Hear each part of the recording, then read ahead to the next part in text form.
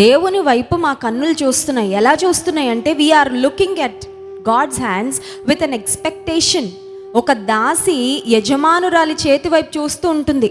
యజమానురాలు జీతం ఎప్పుడు ఇస్తుందా, యజమానురాలు మాకు ఎప్పుడు ఏమిస్తుందా అని ఎదురు చూస్తూ ఉంటుంది.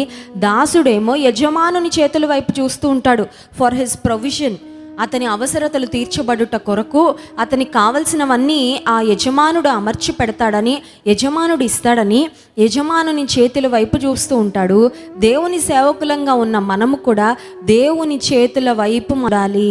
గాడ్స్ ప్రొవిజన్ కొరకు ప్రతి పరిస్థితిలో మనము ఎదురు చూడాలి. చూడండి, కొన్నిసార్లు వివాహం అయిన తర్వాత ఆడపిల్లలు మరి వివాహం చేసుకొని వెళ్ళిపోయిన తర్వాత ప్రతి అవసరానికి అమ్మగారింటికి ఫోన్ చేస్తూ ఉంటారు. ప్రతి అవసరానికి వాళ్ళ నాన్నగారిని ఇబ్బంది పెడుతూ ఉంటారు.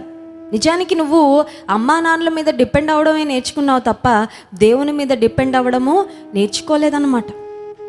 మన బిడ్డలకు కూడా మనం నేర్పించాలి. వారికి ఏ అవసరత వచ్చినా మన దగ్గరకు పరిగెత్తుకొని రావడం కంటే దేవుని దగ్గరకు మొదట పరిగెత్తుకొని వెళ్ళాలని.